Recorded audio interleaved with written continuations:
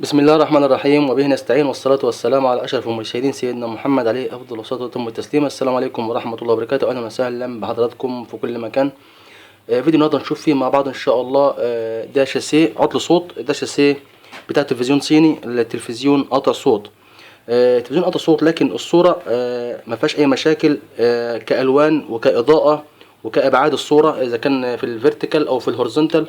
يعني اللوجو بتاع القناة موجود في مكانه، والشريط بتاع الكتابة اللي تحت برضه موجود في مكانه. يعني الصورة ما فيهاش أي مشاكل خالص من أي اتجاه.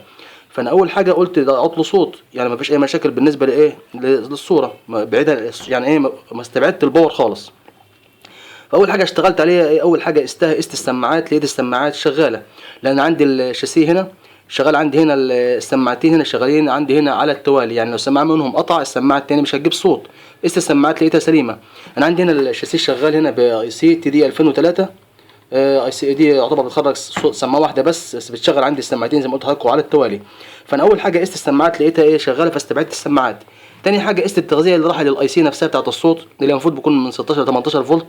لقيت برضو التغذيه برضو واصله، ولكن 22 فولت. ما حطيتش في دماغي، قلت مفيش مشاكل، تغذيه واصله فالجهاز يشتغل، مفيش مشاكل، الصوت يطلع المفروض معايا. رحت بعد كده الخطوه اللي عملتها بعد كده، رحت شايل الترانزستور دوت اللي هو بيكون راكب عندي هنا على سي الصوت في معظم الشاشات الصيني. برضه الصوت برضه ما خرجش. رحت مشفط رجل واحد في الاي سي. انا عندي الاي سي رجل واحد بتاخد مدخل الصوت، ورجل اتنين واربعه بيخرجوا السماعه، ورجل تلاته ارضي، ورجل خمسه هي التغذيه بتاعه الاي سي. راجل مشفط رجل واحد في الاي سي بحيث يكون في حاجه كاتمه عندي الصوت ولا حاجه، شفطتها بالشكل ده كده رجل واحد. وبرضه وصلت الشاسيه على الكهرباء ولمست كده، برضه التكبير برضه ما خرجش معايا. رحت عامل ايه؟ رحت مغير اي سي الصوت. قلت ده كده ايه، عيب اي سي، طالما التغذيه واصله والمكونات اللي جنب الاي سي كلها سليمه والسماعات سليمه، يبقى كده مفيش حاجه غير الاي سي. رحت مغير الاي سي، برضه الصوت برضه مخرجش معايا. تعالوا نشوف مع بعض كده، هوصل الكهرباء دلوقتي ونشوف مع بعض. هجيب سماعه. انا هجيب سماعه، عندي سماعه لها طرفين، هوصل طرف منهم على، انا عندي هنا المشتت الحراري بتاع الاي سي الصوت بيكون فيه الارضي متصل بالرجل بالجسم الاي سي. يعني ده بيديني ارضي ومتصل بجسم الشاسيه كله، الارضي بتاع الشاسيه بتاع الجزء البارد، ماليش دعوه بالجزء اللي هو الساخن او الجزء بتاع الايه ال 220 او بتاع 300 فولت. واوصل المخرج التاني بتاع السماعه عندي هنا عند السوكت اللي متصل عندي بخارج الايه، بخارج الصوت من الاي سي في الحته في المنطقه ديت كده. كده انا وصلت ايه السماعه عندي هنا. المفروض دلوقتي هوصل الكهرباء بتاعه الشاسيه.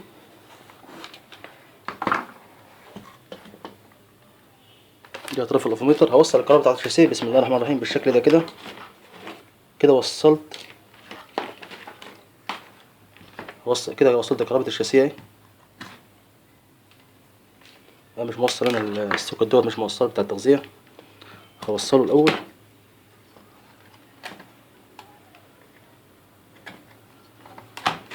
هوصل حتى فيشه في الكهرباء كده بسم الله الرحمن الرحيم.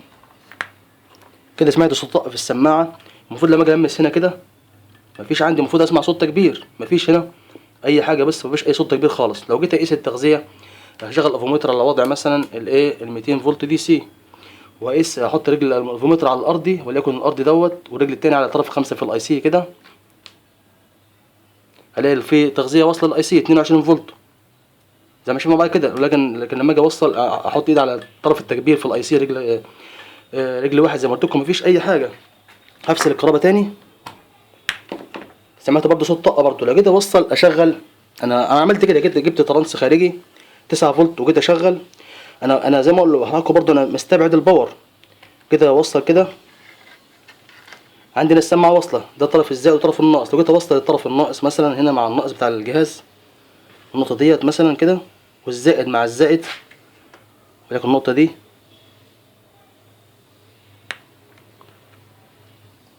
وجيت المس هنا كده، هسمع عندنا ايه صوت تكبير اهو.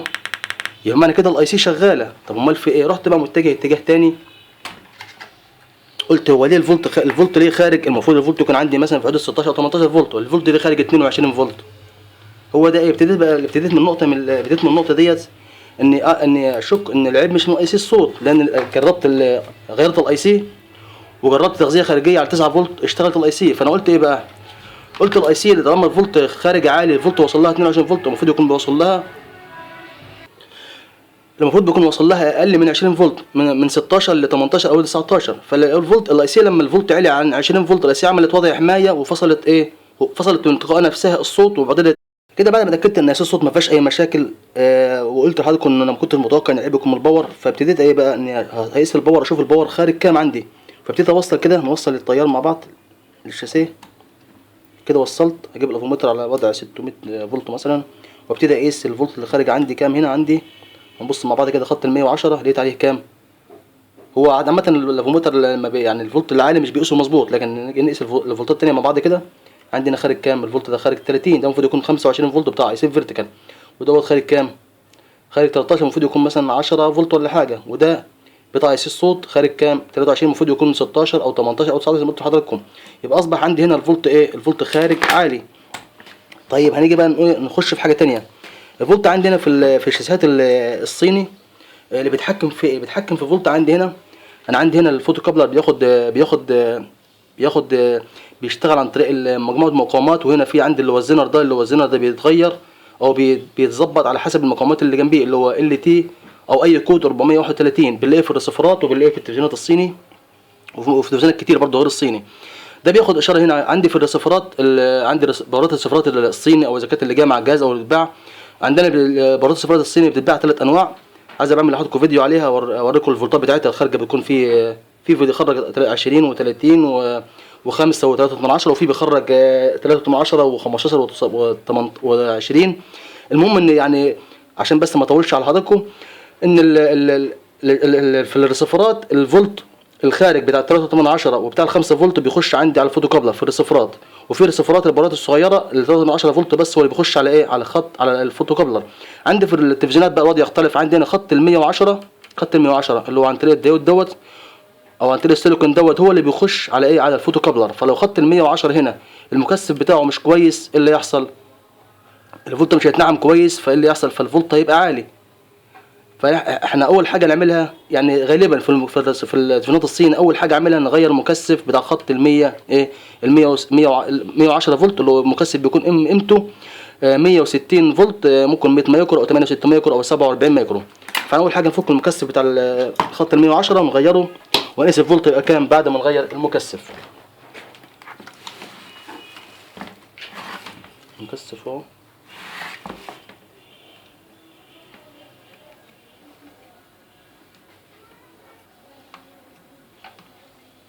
وزي ما اتفقنا مع حضراتكم ان المكثفات ماليش دعوه بالشكل بتاع المكثف خالص، وما ما اعتمدش على الشكل في اي حاجه. انا اول مكثف اغيره على طول مباشره من غير ما اقيسه. هجيب مكثف وليكن 47 مايكرو 160 فولت، وهنركبه في نفس المكان برضو اللي فكناه منه ده.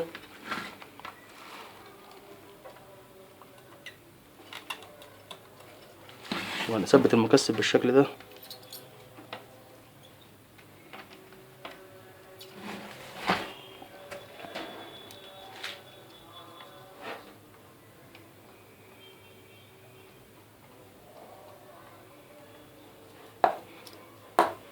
كده ثبت المكثف بتاع خط ال 110 فولت. هنبتدي نعمل ايه بقى؟ نقفل الشاسيه تاني وهنبتدي نقيس الفولت تاني بعد ما غيرنا ايه المكثف، نشوف الفولت اتظبط ولا ما اتظبطش. هوصل كهرباء تاني للشاسيه، بسم الله الرحمن الرحيم كده. وهنبتدي نجيب الافومتر على وضع برضه زي ما كنا جايبينه، وابتدي اقيس كده الفولت اللي خارج هنا عندي كام. شوفوا بقى كام دلوقتي، بقى 125. نيجي نقيس الفولتات التانية الصغيرة كده، بقى كام؟ هنا 28 لان عندي هنا مفيش حمل. دوت بقى كام؟ بقى 11. وفولت ايسوس بقى كام؟ بقى 18 فولت او 19. لو نزلنا كده الافو لتحت كده هنقيس الفولت بتاع الصوت. ايسوس الصوت كام دلوقتي كده؟ يعتبر 19 فولت، والفولت اللي جنبيه يعتبر 11، وبتاع اي سي فيرتيكال يعتبر 25 28 لان عندي هنا مفيش حمل. والفولت ده برضه هنا عندي 125 فولت لان عندي هنا مفيش حمل. لما اوصل اليوك والجهاز يشتغل الفولت ممكن يقل عن 125، ممكن يبقى 118 او 115 فولت، يعتبر شغال مفيش اي مشاكل. كده قسنا الفولتات. كان في اخ طلب مني قياس الفولتات. المهم بعد ما غيرنا المكثف بقى دلوقتي نبتدي نعمل ايه؟ نبتدي نوصل السماعه تاني ونجرب مع بعض نشوف الصوت هيطلع ولا مش هيطلع بعد ما غيرنا مكثف ال 160 فولت 47 مايكرو، مع انه ملوش علاقه خالص بايس الصوت. كده وصلت السماعه بنفس الطريقه اللي موصلها المره اللي فاتت. هنبتدي نوصل الكهرباء تاني للشاسيه. بسم الله الرحمن الرحيم. كده دلوقتي عندي السماعه هنا، لو جيت لمست دلوقتي هنا سمع صوت كبير اهو. لو جينا نقيس بقى الفولت دلوقتي كام، هو كان اول 22، لو جينا نقيس دلوقتي الفولت هنلاقي كام؟ هنا على رجل 5 في الاي سي كام؟ 18 فولت اهو.